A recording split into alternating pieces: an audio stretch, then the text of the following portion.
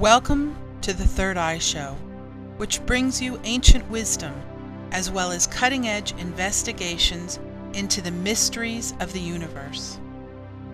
The Third Eye Show celebrates our diversity, like the unique beauty of each individual wave, and our oneness, like the magnificent ocean from which each wave emerges. We are all one in spirit as we live on this earth plane. The third eye is said to be able to see into the spiritual and psychic realms. At a time when our lives, our country, and our planet are undergoing intense transformations, we will explore topics that will fascinate, enlighten, and empower.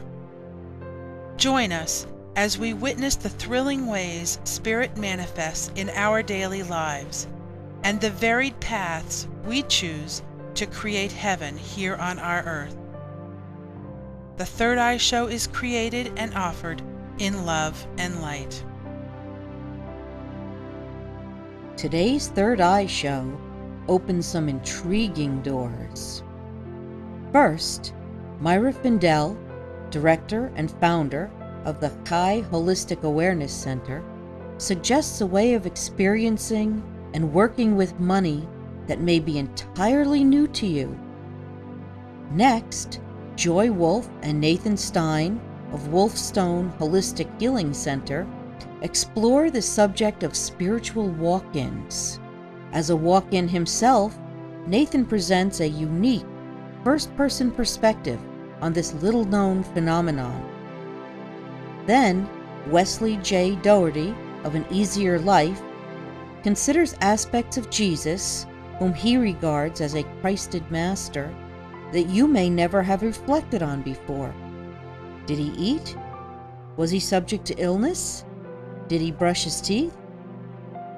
And finally, we take a brief photographic spin through a couple of corners of our wonderful world. Stay right where you are. You won't want to miss a minute of today's Third Eye Show.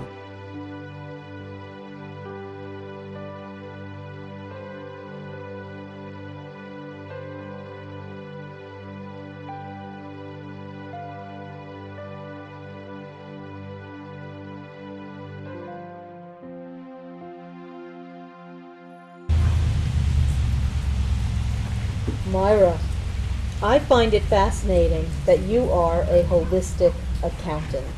Thank you. I have never heard of a holistic accountant before and would love to know exactly what that means. Accounting for me is like a puzzle, a 5,000-piece puzzle. When you're putting the little pieces together, they're little pieces of you summing up to a whole picture. What pieces of you are you bringing to money? And we all have little pieces of our soul that needs to be included in the full picture of how we view abundance, prosperity, finances, money, and everything that it relates to.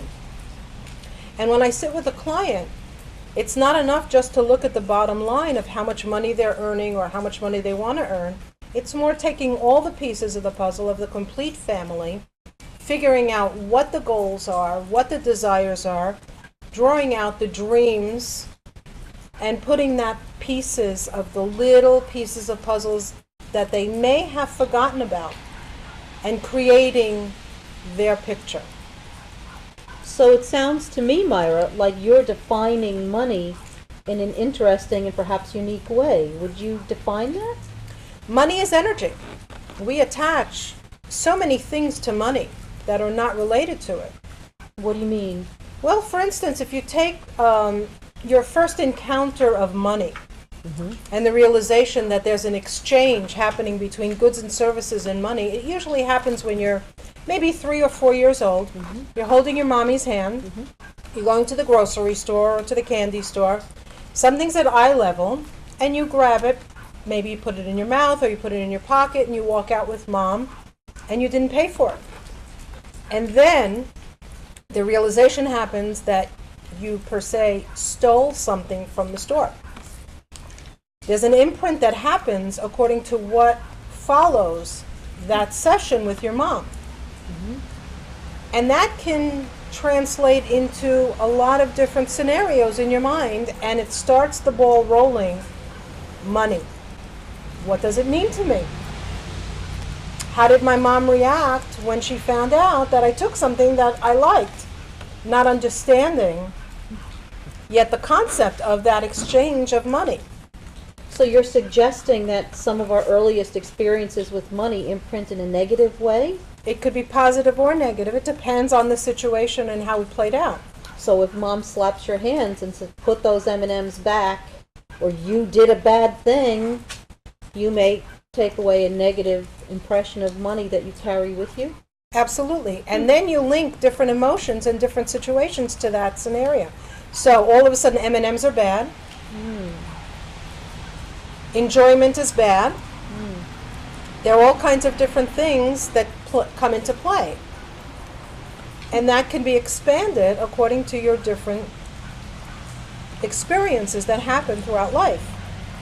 And we all have that. It starts from birth, pre-birth, and continues on. I recently worked with a healer in New Jersey, which was phenomenal. Her name is Ellen Shapiro in Montclair. She does a work called repatterning. And my focus is always to look at finances and how it's impacting our lives. And she came up with a scenario that as I was coming through the birth canal, I already had an imprint of the world, and that affected my view of how much money I was entitled to. Now, consciously, I don't recall my birth, but doing the work enabled me to take a look at that, create a different scenario that the world now is safer and there's support available to me, therefore opening up the possibility of creating more abundance and prosperity in my life. So there are different avenues of looking at what are influencing our receptivity to prosperity and abundance. I see. So are you suggesting, Myra, that perhaps there are karmic influences or influences from past lives that carry over into our relationships today with money? Absolutely. It impacts through our DNA, through our unconscious mind. Our ancestry definitely comes into play with everything that happens in our lives. Money is energy, therefore energy is flowing through us from our past lives into our future lives simultaneously, and it impacts how much prosperity and abundance do we have. So I know a lot of people, you may too, who are practitioners of one sort or another, and who sort of look at the word money like it's a bad word. I've even been in groups of people where the word was avoided. The word money was avoided. They tried to substitute a different word so they wouldn't have to use that bad word, money. And I wonder what might have been happening there. Do you have any thoughts on that? Well, I'm very passionate about prosperity and abundance and finances, and my goal is to really help people come out of that shell of the Pandora's box of not talking about money. I encourage people to get with groups of people that they're comfortable with, that they feel that they're safe in that environment, and talk about money. We live in an environment in the United States that we don't discuss money. I lived abroad for many years, and there wasn't anything that I purchased that one of the first questions out of the mouths of my friends was, well, how much did it cost?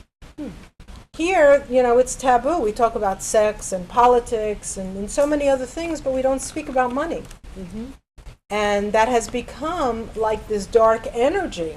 It's considered sort of poor taste in some circles to talk about money. Absolutely. And yet it is ludicrous. a vital energy, isn't it? It is. It's no different than drinking water. We need that sustenance every day. We also need money. When spiritual and holistic people start talking about, everything should be given away for free because it's spiritual, my response is, the A&P really doesn't care whether I'm spiritual or not. When I come for the milk and bread, they want the green hard cash. Right. This is an agreed upon energy exchange. As a culture, as a universe, we've agreed that we're exchanging money for goods and services. We're not bartering. We're not looking for things for free. We're looking for an honest, equal exchange. And money is that exchange, and we need to honor that. And as soon as we can get to that place of honoring with respect, with balance, money, then it will flow with the respect and with the honor that we've endowed it. We're entitled to abundance. We're entitled to the prosperity. God has created an abundant world. We live in pure abundance. All the animals are taken care of, all the trees are taken care of, there's enough grass for everybody, and there's enough money for everybody.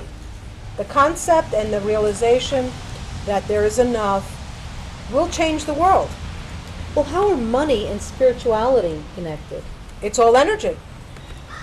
There's no difference between sitting and meditating and collecting that energy and exchange of energy of money. There's no difference. We're here. It's energy.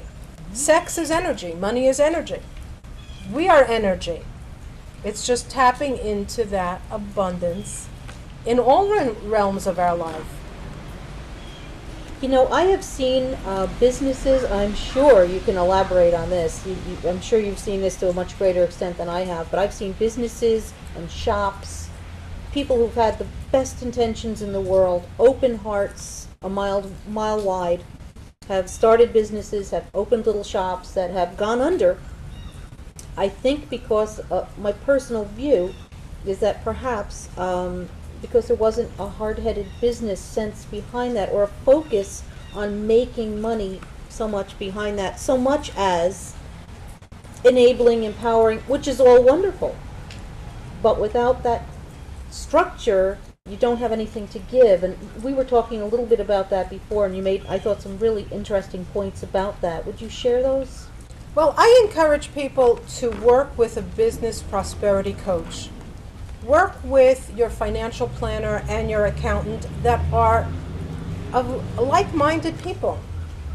And one of the things that I am putting together is a portal where people of like-minded thoughts can come together and support each other and grow businesses together.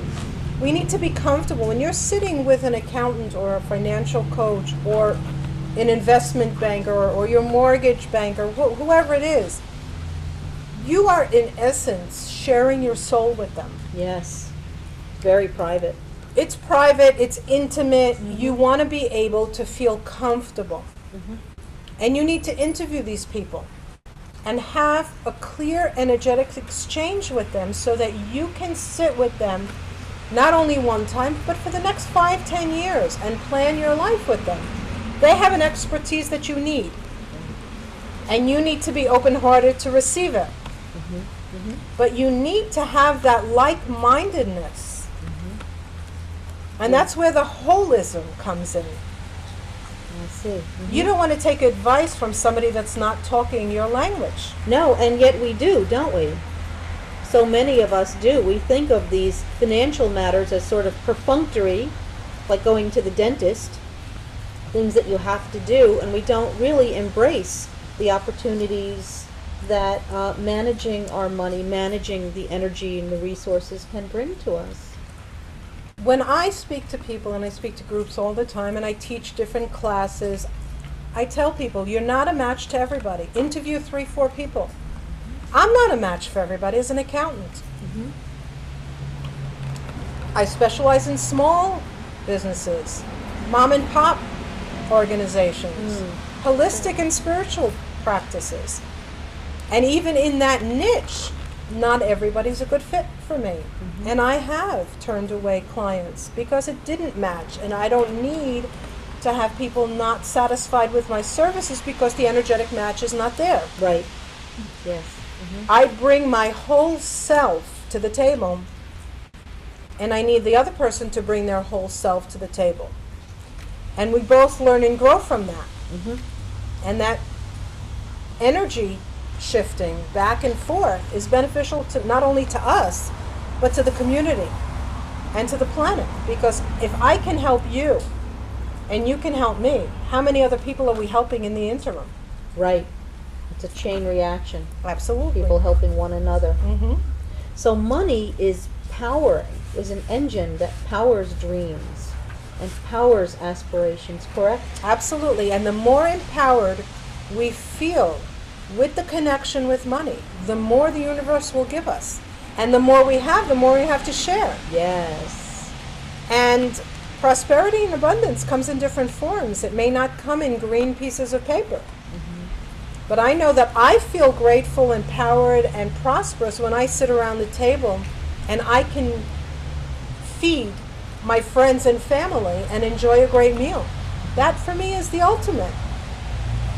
I may feel differently when I have my $1 million in the bank, but until then, that for me is like utopia. I know exactly what you're saying. When I wake up in the forest, we live right in the middle of the forest, and when I wake up and look out the window and see the forest every morning, I just thank the universe that I'm able to live here. Living in New Hampshire is just the best thing in the world. I love it. For me, that's fantastic abundance. Well, happiness and joy is the first things that we need to feel in order to create abundance and prosperity in our lives. It is the engine that will drive us to anything and everything that we want in life. We need to find where we can get the pieces of our soul that is in happiness and joy. And the more we can incorporate that in our lives, the more prosperity will flow. That's wonderful. So I understand that you are the founder and director of the Chai Center. Would you Yes. like to talk about that a little bit for Sure. our viewers? Well, the Chai Center is basically a Hebrew word that means life. And the acronym stands for the Center for Holistic Awareness and Integration. And under that umbrella, we have healers that come from all over the world, and we share their knowledge and their expertise with people, mostly in the New York, New Jersey area. We're expanding to a portal that will be available to everybody globally, where we will support the community, the holistic spiritual community, in all of their business needs and connecting the world so that true healing can come to the universe. Beautiful. We have Dr. John DeMartini coming in to do financial workshops in December. We have a shaman coming in from Ecuador. We've got people coming in from all over. And the whole purpose is to learn and expand. And it comes from the need that I need to learn and expand continually. And so does everybody else around me. So we're just bringing this and sharing and supporting each other. My goal is to have the spiritual and holistic community unified, prosperous, and abundant in balance. That's absolutely wonderful, Myra. Thank If you would like to know more about Myra and the work she's doing and the work of her group, go to our website and we'll have all the information. We'll have a link for you there so you can find out everything you'd like to know. Thank you so much, Myra. I really appreciate you being on the show with us today. Thank you for inviting me. Our pleasure.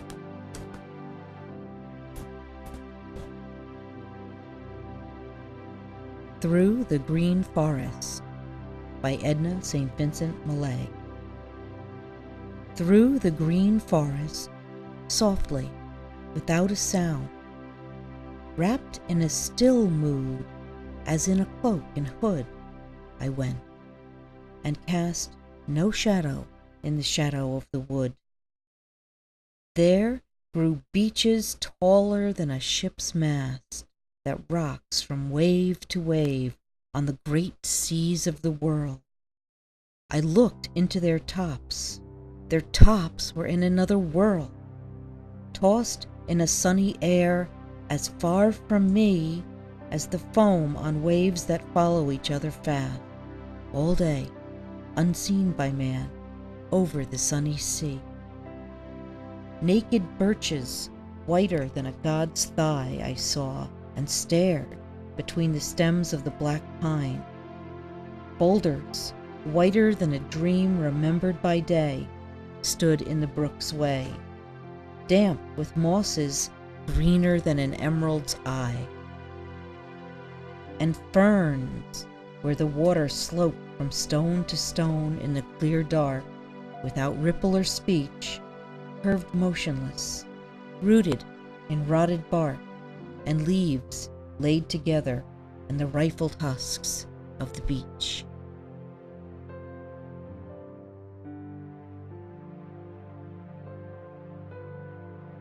You're watching The Third Eye Show.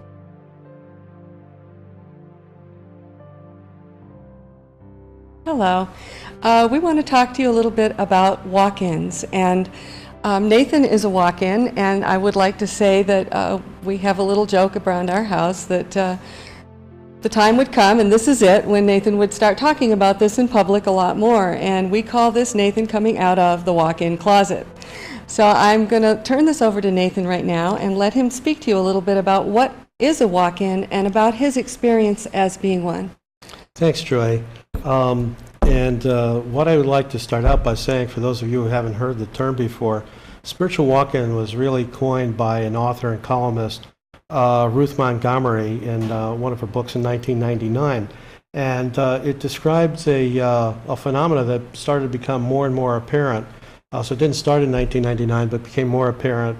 And it is a concept where basically a person who is about to die, by dying I mean they're experience bodily death due to injury or due to health problems of various sorts, would ordinarily die in their body would be gone. In these situations, what started to be noticed was that there were spiritual contracts being made which were not obvious to people around this person that was a spiritual walk-in, with the soul that was in the body at the time.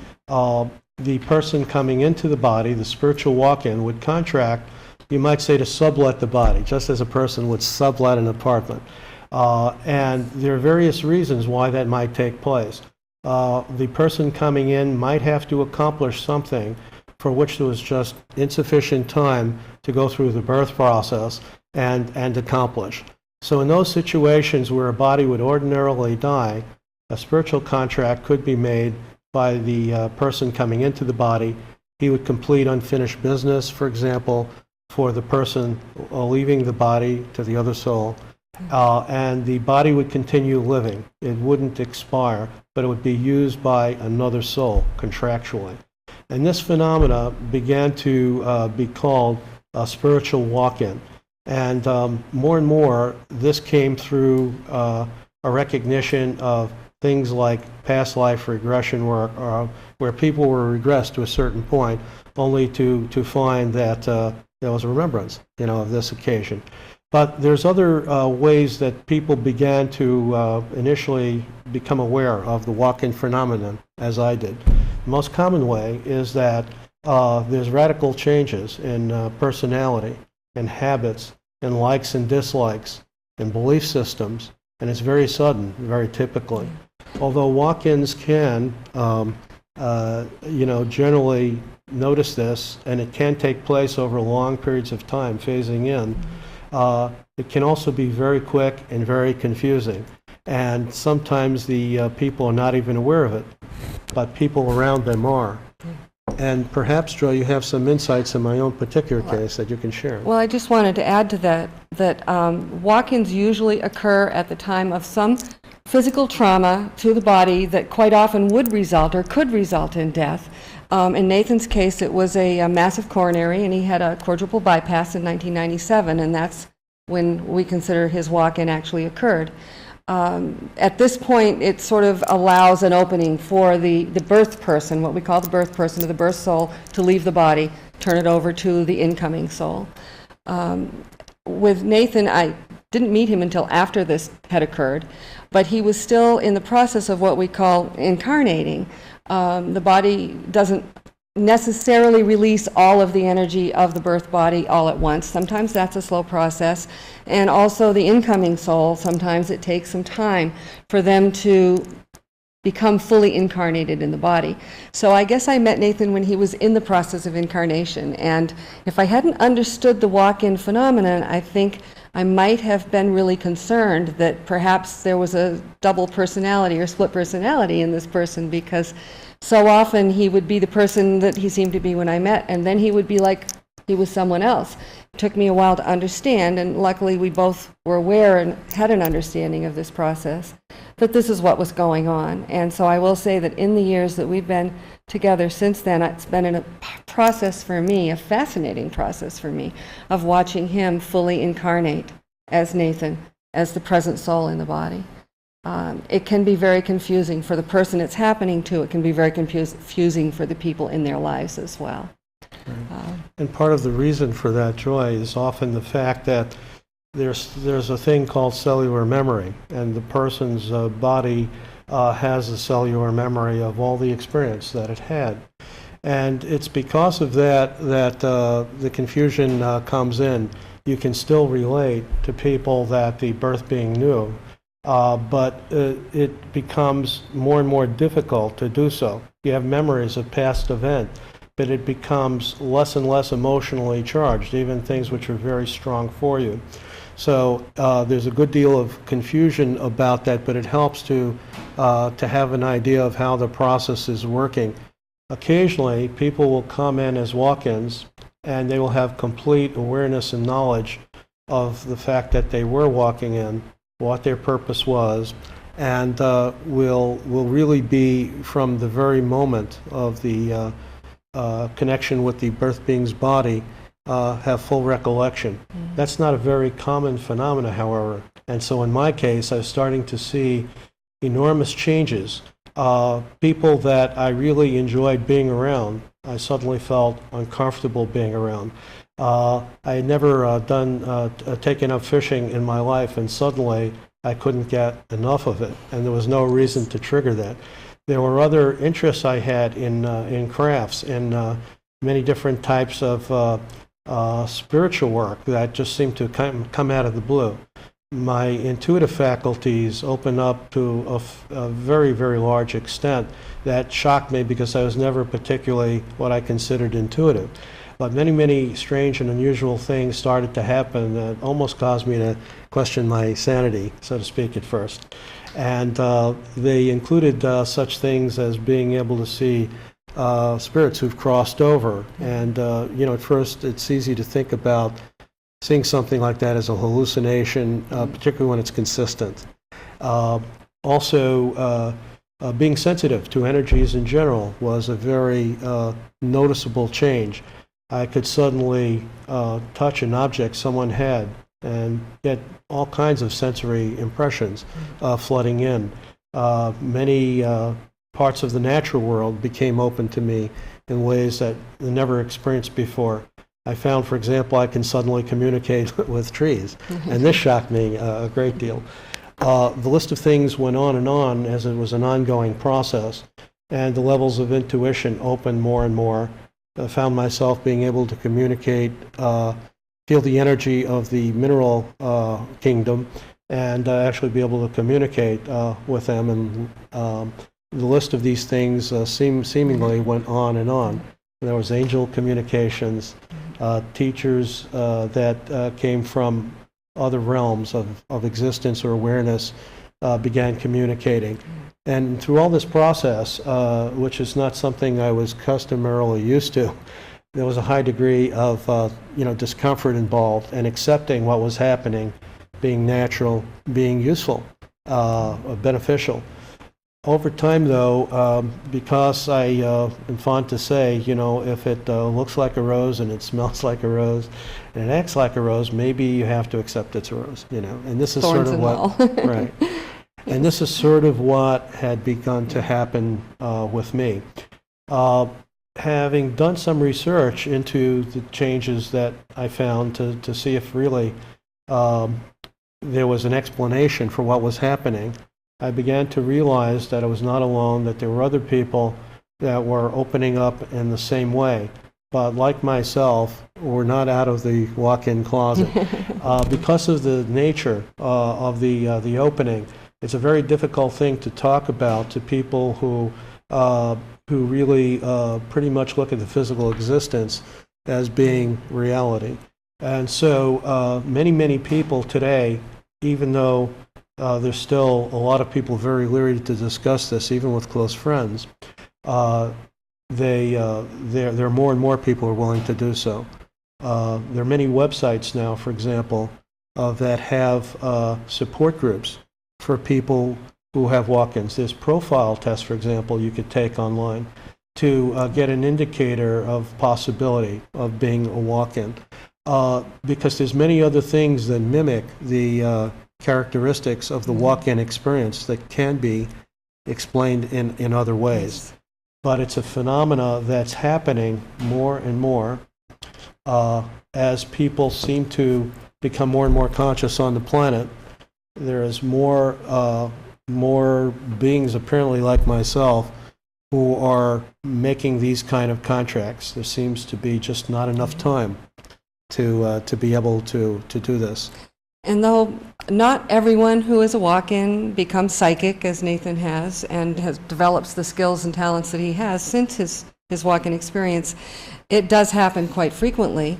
And one thing that seems to be a defining characteristic of a true walk-in, as opposed to other things that could be causing personality changes, is that the walk-in is a spiritual contract. And when a person walks in that circumstance, they're not, the changes are usually for the better. In other words, the person becomes more spiritual, they become more aware, they start seeking enlightenment, as opposed to becoming a dark entity. That's something else, you know. So one of the characteristics of a walk-in is usually the person, or actually I think in all cases, it's a step up in your spiritual evolution. And so the changes you might see is a person might suddenly become interested in their spirituality where they never were before. So that's one of the things that we've seen and in our studies have found to be pretty consistent. Well, thank you, Trey. That's a very good point. The walk-in experience has affected me very positively in many areas of my life, and I would say that's an astute thing to look for. And I would recommend to anyone that suddenly starts to feel very differently about themselves and about the people around them. You'll find, for instance, it's very common for you to develop a whole new set of friends, people that you've been around forever, you just don't feel comfortable with, and there's no apparent reason for it. This even happens with respect at times to family members as well. So my advice to you is to really be kind to yourself, compassionate and patient, although this might be difficult to do. And that's another characteristic you might find yourself developing, is patience where you had none, a much more compassionate approach. So you're really not alone. It's important to know that. You're not going crazy, although I would strongly suggest you look at all other areas of possibility to explain the changes that you see in your life. But just know it is a real phenomenon. It's happening to a lot of people. It's a very positive thing, and it's happening because many beings now are incarnating into the earth where more and more is happening in less and less, or at the same time.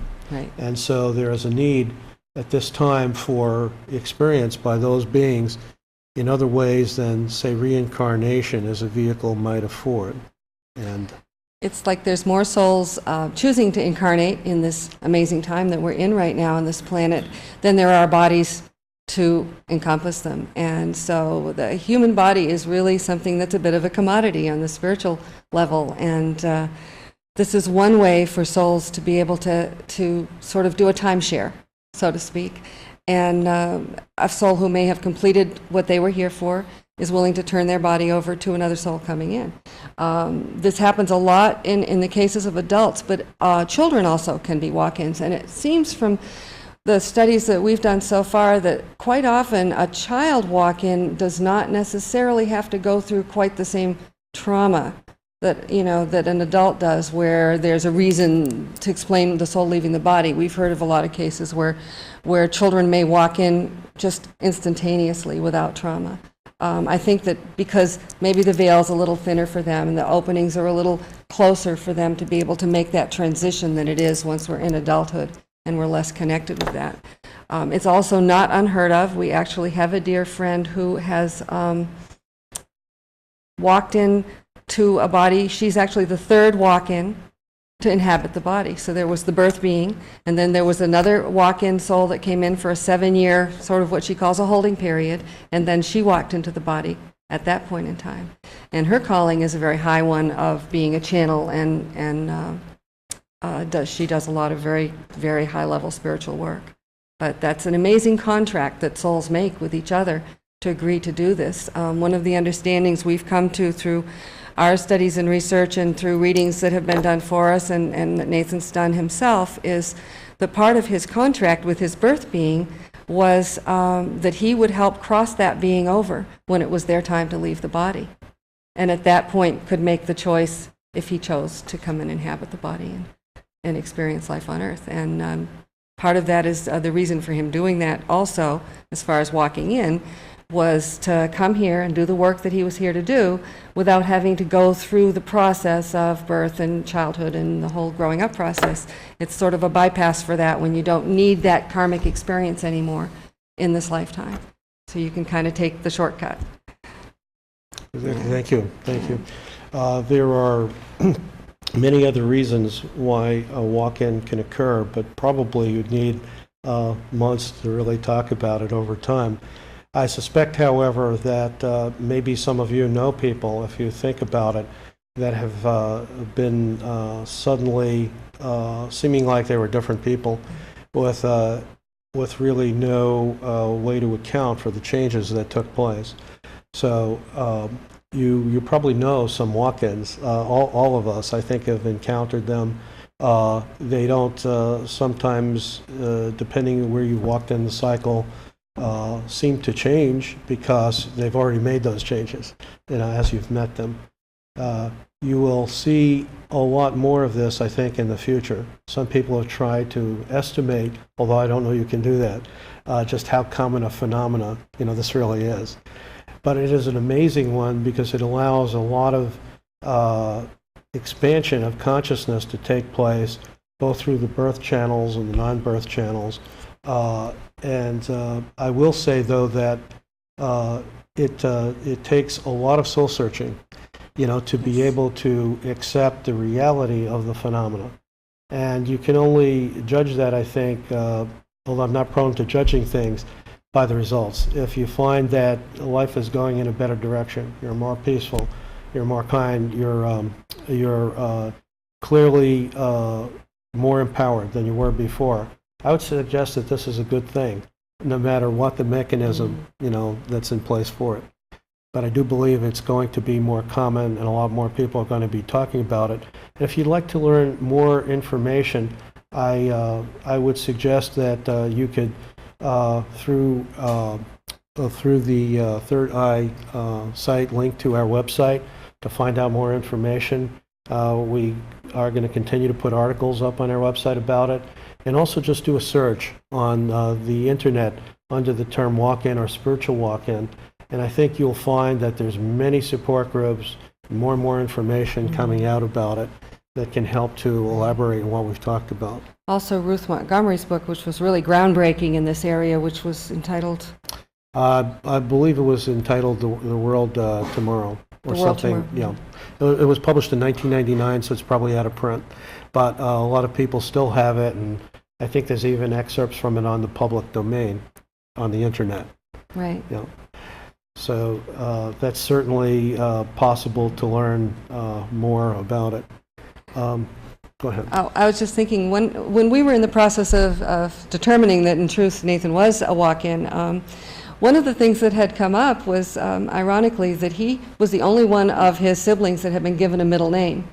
And he found this out inadvertently when he was talking to one of his sisters about doing a numerology reading and asked her for her middle name. And she reminded him that in fact he was the only one, which he then recalled even questioning his family at that time. Why was I given this middle name? Because he was, he felt kind of like the odd man with the name, and didn't resonate with the name at the time, the name being Nathan. It wasn't until the walk-in experience and later on he realized that whenever he asked his father, why did you choose this name for me, his father would just laugh and kind of pass it off as a joke.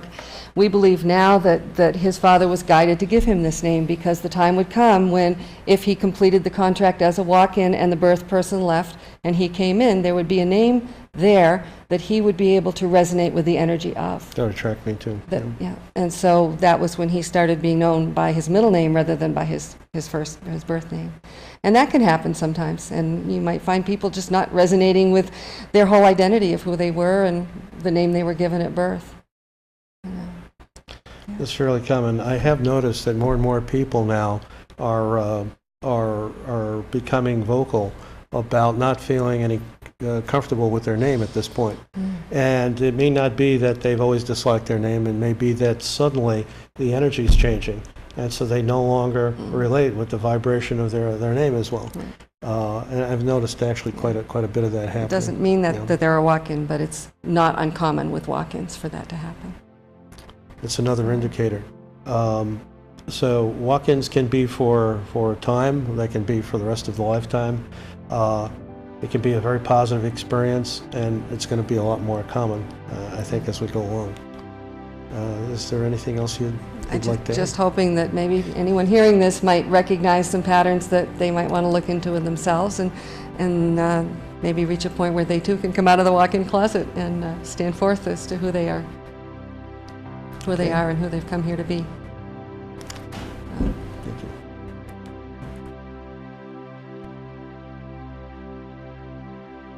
You're watching The Third Eye Show.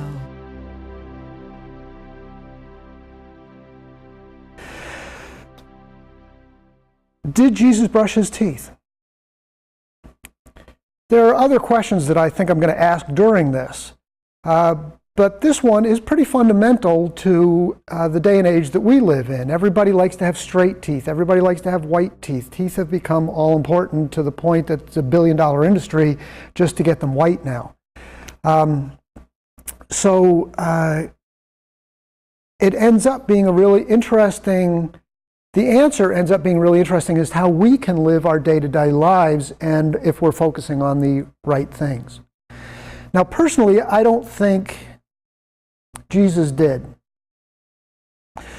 Now, to me, when a person transcends the duality of life and becomes a Christed master, what happens is that what they have done, number one, is allowed every belief they have, every thought they have, to be based in love. That they absolutely have no more fear-based beliefs anywhere in their thought or belief system.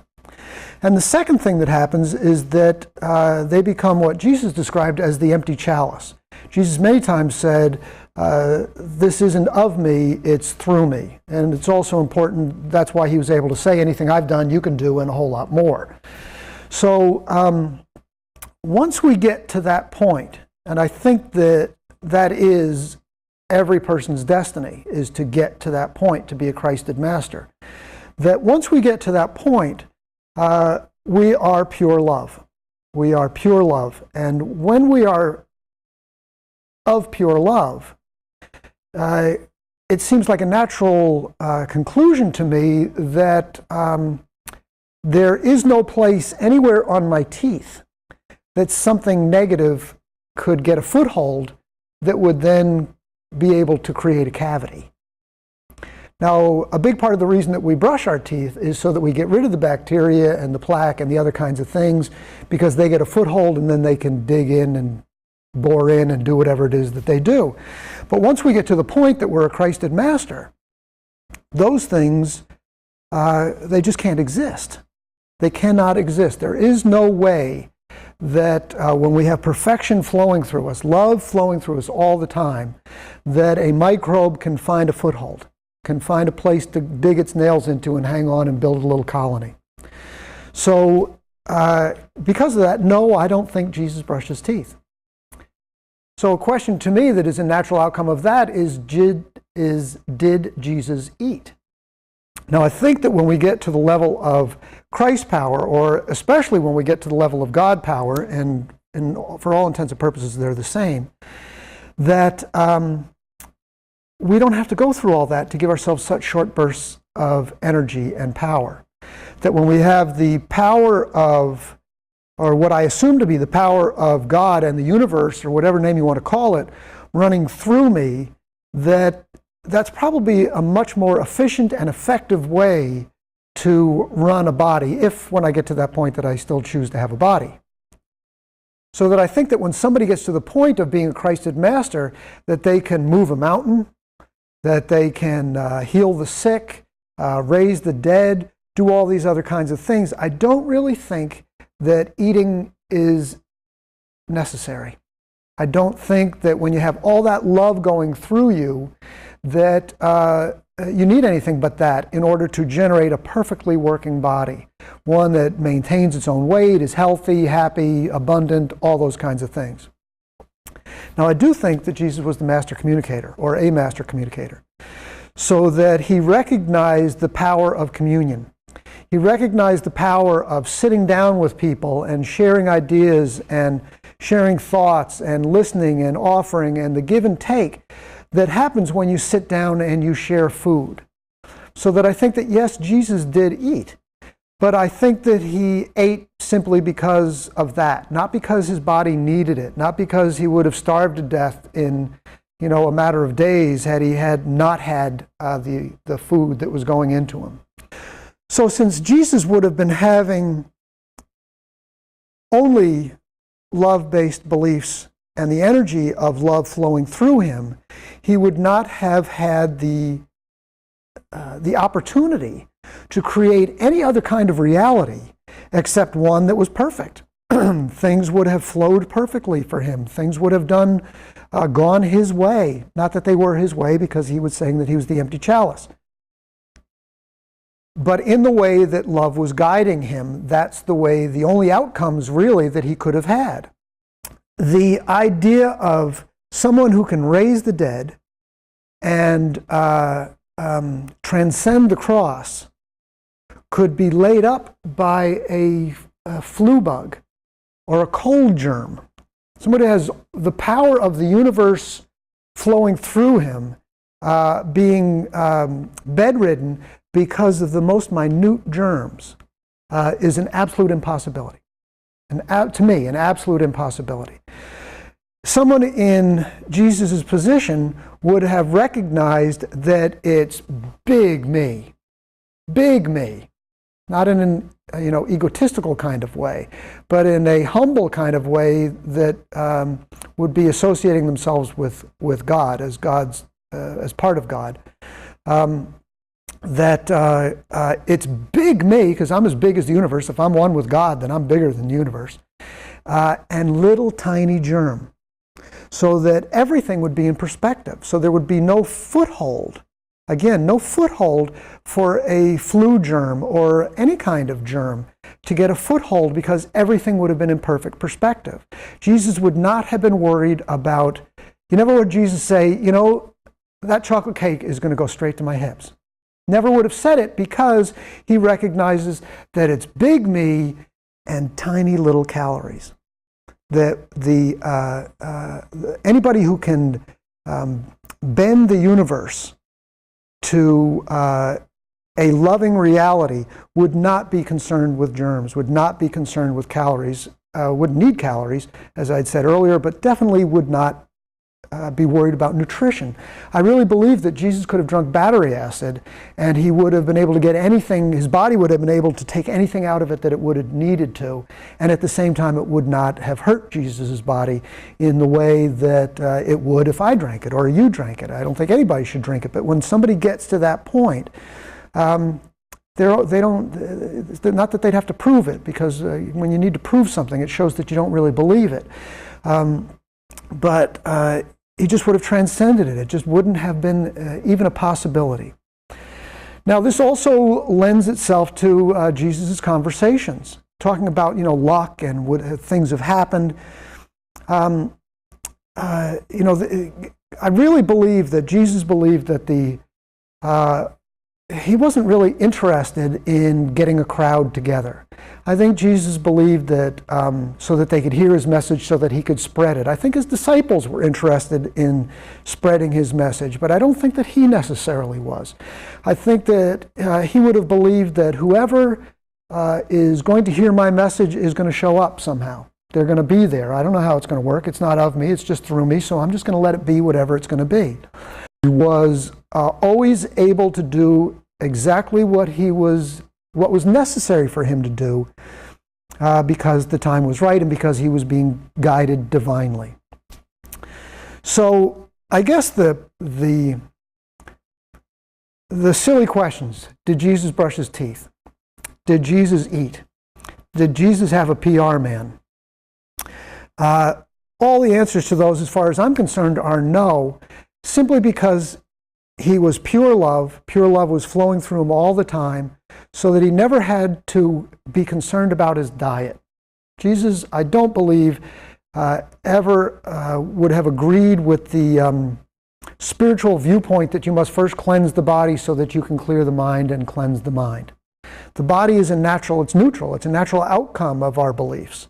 And I believe that Jesus knew that, so that to clean the effect so that the cause can be looked at would have been counterproductive to somebody who had that particular viewpoint. So he wouldn't have been a vegetarian. He wouldn't have been someone who walked in circles 5 times to say a prayer. He would not have been someone who believed that he had to say a certain prayer a number of times in a certain order in order to make something happen, because he wasn't trying to make anything happen. He recognized that the only way something could happen was because it was an effect of the natural outcome, and a natural effect of a belief that he was carrying. So with that in mind, I believe that for us today, and all of us to some degree, I believe, want to follow in the footsteps of a Christed Master and experience the peace of God and the abundance of God, and to be able to transcend the mundane world with all its dualities and its pains and its aches and its inequalities and its lack of righteousness and all the bad that happens. I think all of us would like to be able to transcend that duality. That Jesus wasn't saying get a PR man so that you can make sure that people hear your message. Jesus wasn't saying follow a particular diet so that your body can be good and then you can be okay. Jesus wasn't saying, brush your teeth and floss after every meal, although, feel free to do those things, so that, you won't turn people off by your lack of straight teeth or white teeth. Jesus, I think, was saying, forget about those things. I mean, pay attention to your health, as long as in your duality, pay attention to your illnesses. But at some point, you're going to want to transcend those things. And the only way you're going to do that is by allowing love to flow through you and not fear to flow through you. So that's why, to me, these silly questions give incredibly important spiritual answers to them. Pay attention to what's important, I think, is what Jesus would have been saying. And those other things, your message being heard by the right people, acceptance, love, health, all those other things are just the natural outcome of it. Just the natural outcome of allowing yourself to surrender to a love-based thought system that knows better than you do, and that is very happy to take you by the hand and guide you peacefully through all the supposed dangers and pitfalls that we see on a daily occurrence. So ultimately, I believe that his message would have been one of transcendence, forgiveness, and love, and that a lot of the things that we attribute to Jesus and to God and to a lot of things actually don't have, are just misunderstandings or misrepresentations of what he was offering and what the ultimate underlying message of all those things were. I hope that although it may be different from what you have come to believe and what makes sense to you, that this might allow for the opportunity for a different, less constricting sense of awareness and consciousness for yourself, so that you too can experience something closer to your own personal experience of being a Christed Master and having God flow through you and the love of God flow through you all the time. Thank you very much.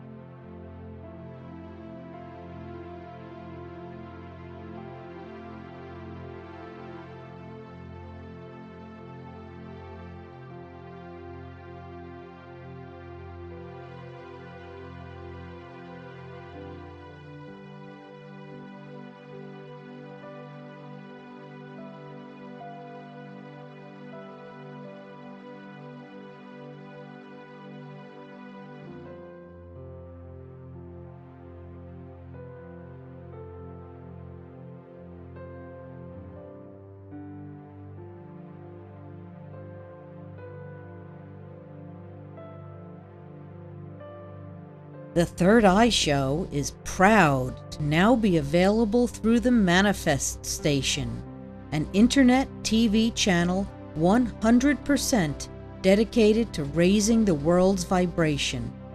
Imagine worldwide access to timeless teachings 24/7 for free. Check it out, www.themanifeststation.com.